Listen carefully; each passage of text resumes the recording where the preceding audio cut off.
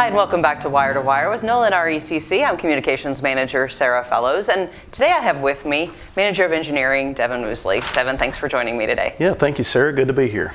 So we're going into a season with winter approaching that a lot of times we see energy use goes up, especially when we have a colder winter.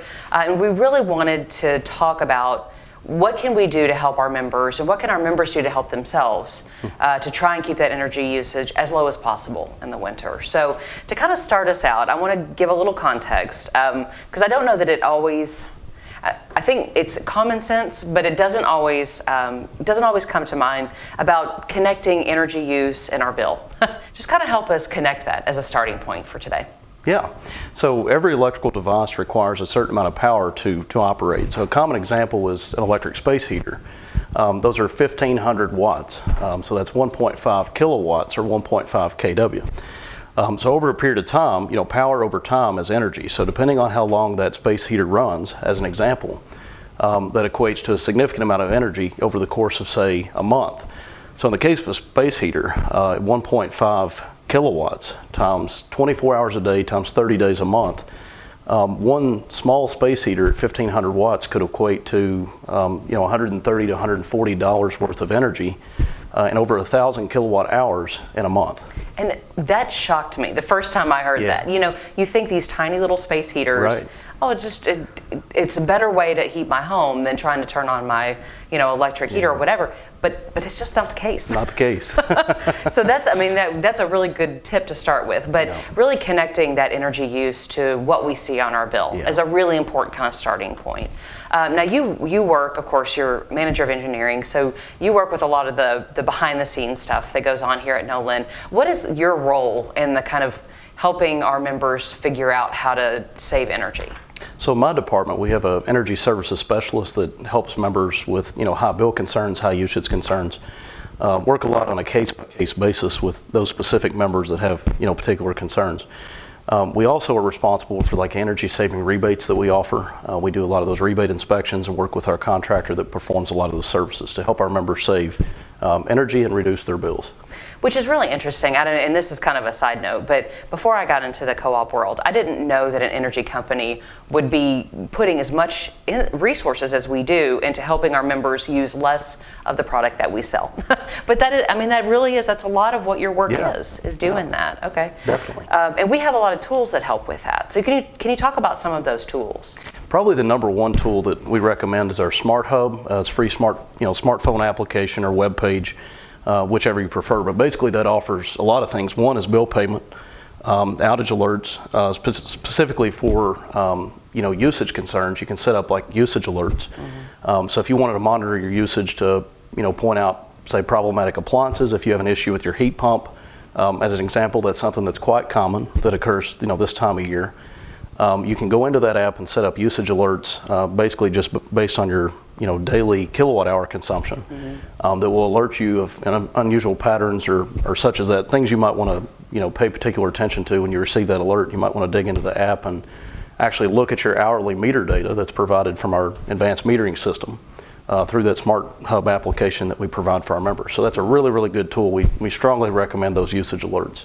I tell you what, I use that, and I know there are other tools, and we'll get to that in a second, but those usage alerts, so I try and cook one day a week to kind of prep my family for the week.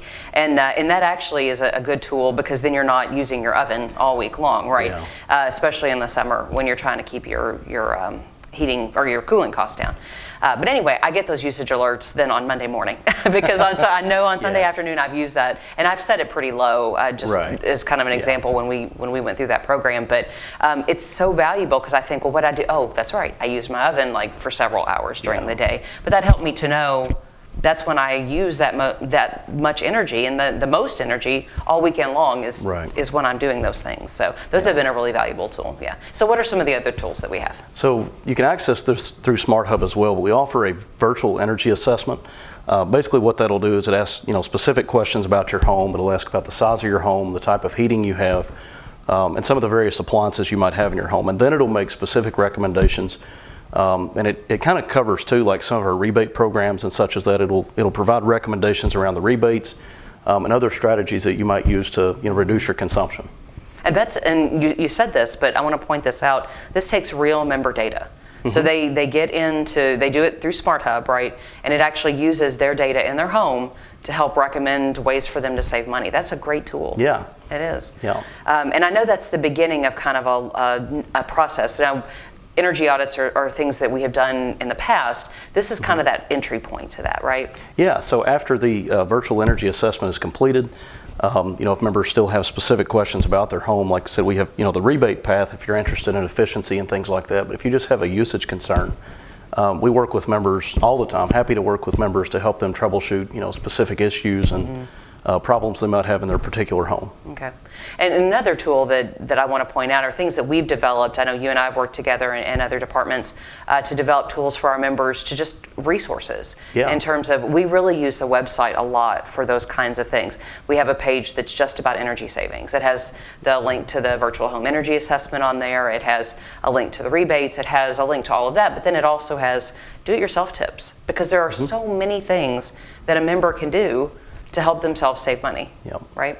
So that's another big resource. And then some of the other ones, we have some videos to help them learn how to set up usage alerts, for example. If you're not really sure how to do that, or to sign up for Smart Hub, we have those resources for them too. So lots of resources. Yeah.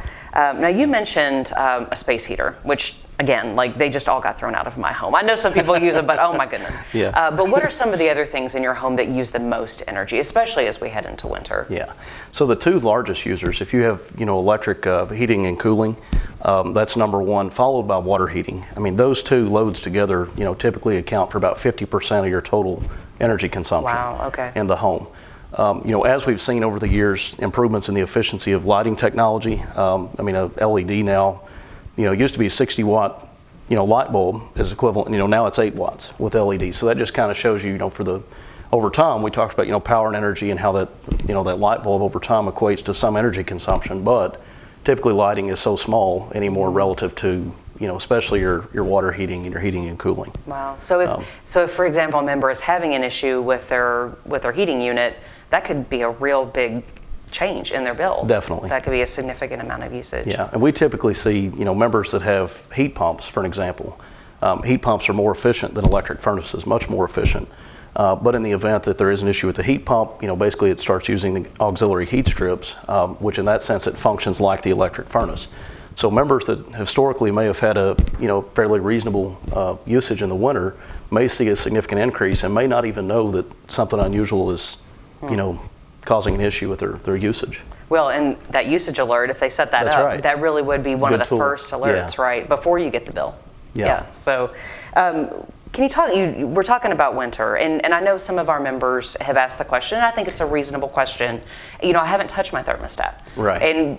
But it's now -10 outside. That's right. How does that work? So right now, where my thermostat is set, it may be not any different than it is in December, but the temperature outside is different. So can you talk a little bit just talk us through that a little bit? Yeah. So, if you think about your heat pump in the summer as compared to the winter, say it's 90 degrees outside, and you might have your thermostat set on 75. So in that case, it's, your heat pump is producing a 15-degree temperature difference. So it doesn't have to run as long as, say, it does in the winter, wherein, maybe you still are set to 75 on your thermostat setting. But in the winter, like you said, it's 10 degrees outside. It's got to produce a huge temperature difference. It's 65 degrees. Right. So essentially, what we're looking at there is the run time. It makes your unit run almost continuously. Wow. Well, so there have to be things, and I know that there are, that homeowners can do to reduce that energy bill. And you had said one of the biggest users is your heating and cooling, right? I know one easy thing to do is to take that temperature a little closer to what the outside is. Yeah. Yeah. So what are some other things that they can do?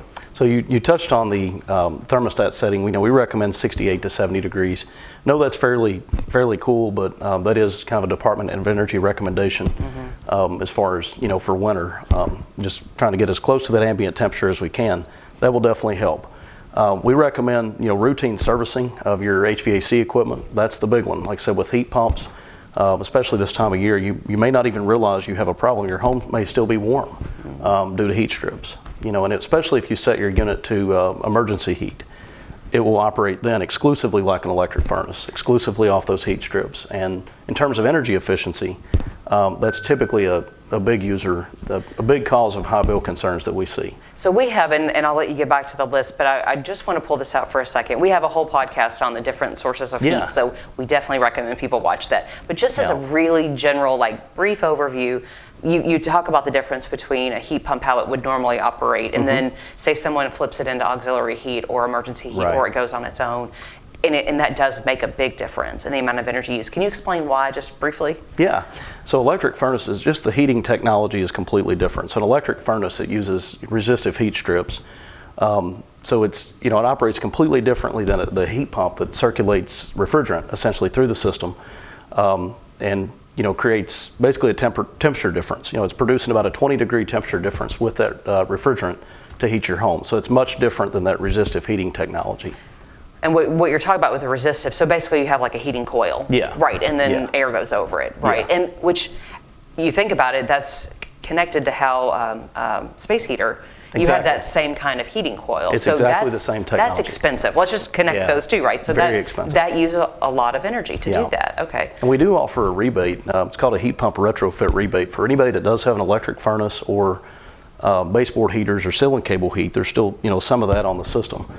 That rebate basically incentivizes the upgrade to a heat pump. Okay. Which because of efficiency. Yes, it uses less energy, saves the money. Yeah. Okay. What are some other things that our members can do? So we do recommend, definitely check your insulation levels. Make sure you have adequate insulation. A lot of times, especially with older homes, insulation settles over time. Right. Just making sure that insulation level is adequate. The other thing is just air sealing. Any of your air gaps, windows and doors, anywhere you've got cool air that can transfer into your home, that definitely would make your unit work much harder. Right. To keep that temperature that you desire, with your thermostat setting. Yeah. We offer a rebate for that as well. Right. And that is on our website as well. I've heard some stories of people's crawl space. They don't even think about the crawl space. Right. But there's, of course, there's a way for, air to get in there, but then there's some gap in the floor. And that's just, it's like leaking hot air like a sieve and bringing that cold air in. And you may not have any idea unless you go looking for that. That's right. Right? Are there any other things that our members can do? So one thing that we're starting to see, there are some devices that members can install in their home's electrical panel. There's a few on the market. We can't recommend a particular one, but there's a few that I have seen, and I have one personally in my home. Essentially what it does is, for my electric bill, I receive basically just a total kilowatt hours. So I know how much energy my total home consumed, but I don't know which portion of that was due to my HVAC system, or what part of that was my water heater. So basically these devices allow you to meter individual circuits. And measure, those loads to know that, okay, 20% of my overall usage was my heat pump, or 15% of my usage was my water heater. So I can break that down by circuit in my home's electrical panel. Wow. So we're starting to see a few of those tools very, very useful, when you're trying to diagnose the root cause of this type of a, high bill concern or something. Interesting. So that seems like, now I know you're like, you love this stuff. So of course you would have that. But that seems like that kind of thing is becoming more and more available to people like me who I had no idea of any of this stuff before I came, to work at Nolin. Yeah. But that kind of energy information really can make a difference. Absolutely. And I think that's the bottom line, right? The more information you have, the more you pay attention in your own home, the more really you can save yourself. That's right. Right. Just the awareness of, like I said, in my specific home, I have the app set up with this device, and I can monitor exactly what's going on. So if I see an uptick in my heating usage that's not directly correlated to maybe weather, it's something that would indicate maybe a potential issue. If I see something unusual compared to last winter, another example, if I look at temperatures are about the same January to January, but I see a significant uptick in usage this year, then it would lead me to understand there might be a concern there. Maybe there's some problem with my unit. Right.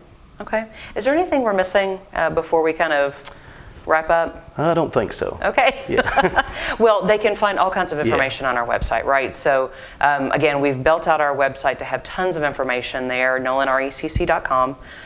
We also put things in Kentucky Living and our Nolin News, right? And every month in the bill insert, there's some sort of information about how you can save money, how you can save energy. So I know you do a lot of the behind the scenes work on that, and I get to kind of put it out there to the public. But I appreciate all the work that you do to help our members save money and to keep them educated. You've been listening to Wire with Nolin RECC. Thanks for joining us.